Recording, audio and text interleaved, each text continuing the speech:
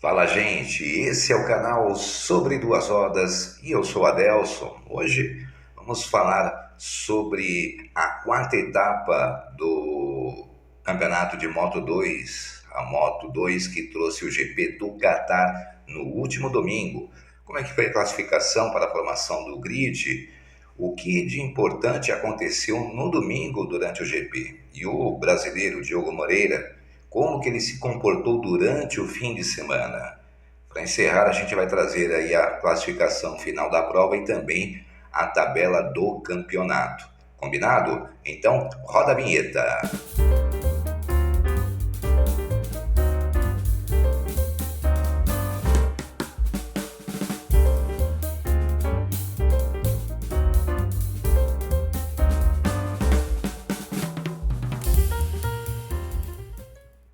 Muito bem, vamos lá. Em relação à análise do Q1 e do Q2 que foi realizado no sábado. Bom, na sexta-feira, o brasileiro não conseguiu extrair o máximo do seu equipamento, terminando o treino na P18, treino 2, que define os 14 que vão direto para o Q2.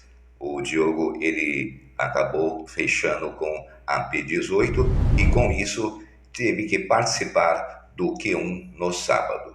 Já no sábado, no Q1, o Diogo chegou a liderar com a melhor volta, só que ele foi superado por Ajus e Salak, e com isso ele terminou com a P3, mas se classificando entre os 4 que vão para o Q2. No final tivemos então Senna Ajus liderando a tabela de classificação, Felipe Salak o segundo, Diogo Moreira o terceiro e Celestino Vietti também conseguiu avançar para o Q2.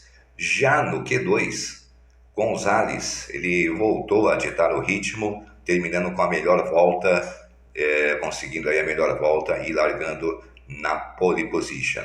Dixon conseguiu sua melhor volta na segunda tentativa, que lhe rendeu a P2, fechando a primeira fila com Canet fazendo a P3. Diogo Moreira chegou a figurar entre P6 e P7, o que seria uma boa posição de largada para o GP, mas na sua segunda tentativa ele não conseguiu melhorar o seu tempo e fechou com a P12. De toda forma, fecha a quarta fila em uma posição melhor se comparado à última etapa ocorrida lá no GP das Américas. Dos novatos, o Olgado, ele conseguiu uma P5, uma ótima P5, mostrando sua regularidade nos treinos e se destacando entre os pilotos estreantes da Moto 2. Ao final, tivemos então o grid definido com Manuel Gonçalves, Jake Dixon e Aaron Canet na primeira fila, abrindo a segunda fila Albert Arenas, Daniel Olgado e Zonta Vandenburger. Na terceira fila, Denis Onju, Felipe Salak e Barry Baltz.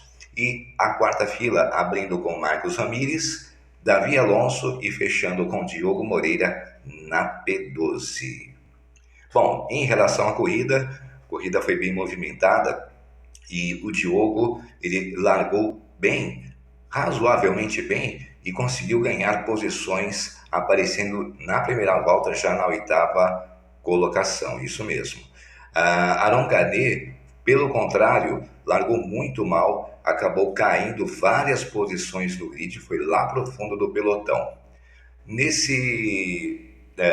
Nas voltas seguintes, Onju na P1 e Olgado na P2 andaram fortes, liderando o pelotão, isso na primeira metade da prova. Já por volta, faltando aí aproximadamente 7 voltas para o encerramento do GP, Jake Dixon ele acabou caindo e abandonando a prova. Nisso, o Canet, que vinha já escalando o pelotão, chegou até a P2, a ultrapassar o Daniel Olgado. E o Diogo, em sua prova também de recuperação, ele avançou para o P5 ao ultrapassar o Albert Arenas. Nessa altura da prova, Diogo e Baltus iniciaram um duelo pela P5, isso mesmo. Isso ocorreu por volta, faltando 7 voltas, 5 voltas, né, mais ou menos, para o encerramento da prova. Os dois começaram a trocar de posição para ver quem conseguia ficar, se manter na P5.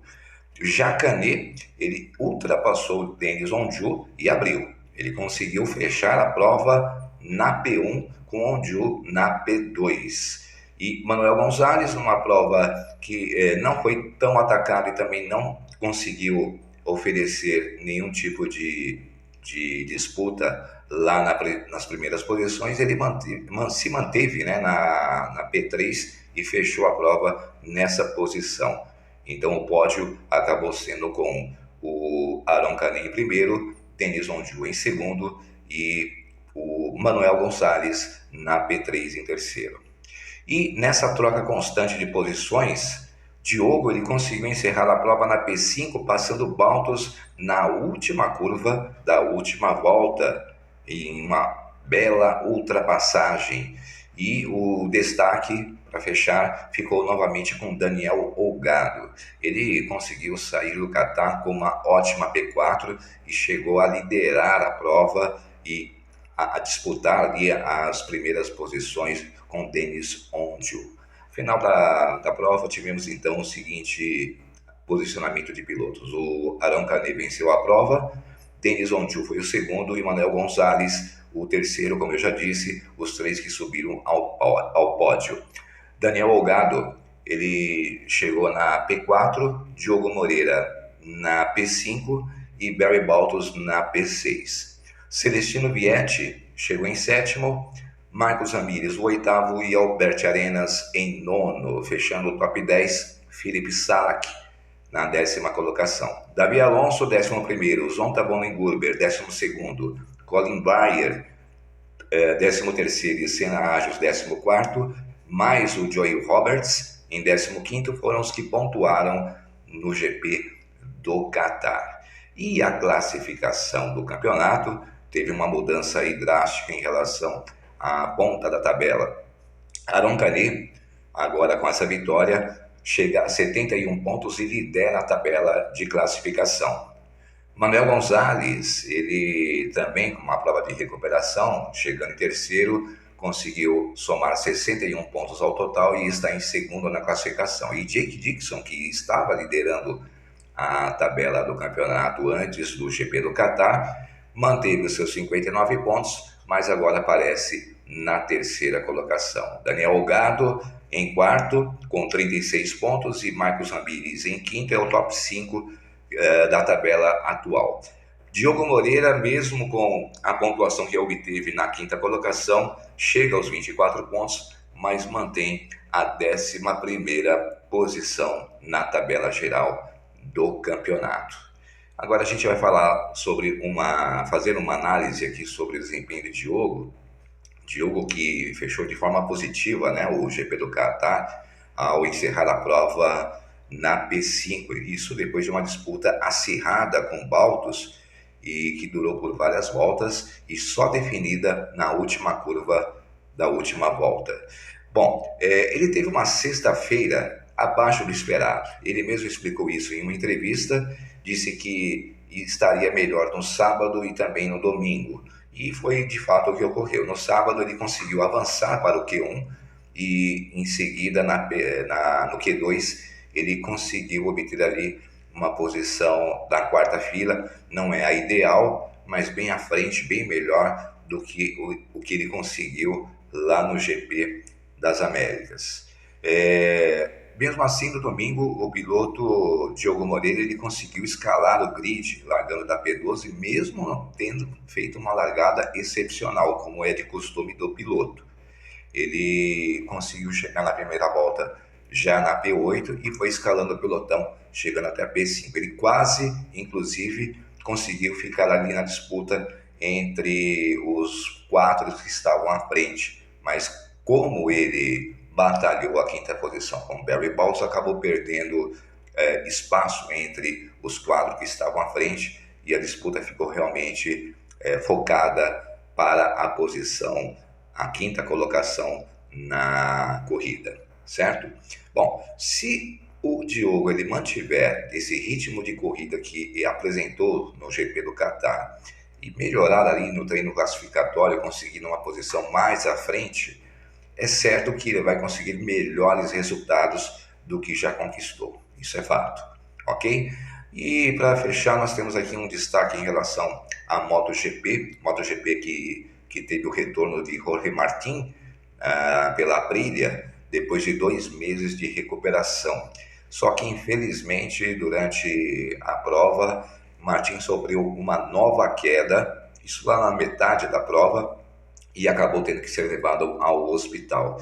E no hospital eles constataram um quadro de pneumotórax, é uma condição de pleura entre os pulmões, a princípio sem necessidade de intervenção cirúrgica, mas terá que fazer o tratamento dentro do hospital, não tendo ainda data prevista para alta e a sua devida recuperação. A prova ela foi vencida por Marc Marques com Vinhares da KTM mostrando uma condução muito consistente, inclusive liderou algumas voltas da prova, mas acabou cedendo para Marc Marques e fechou na P2.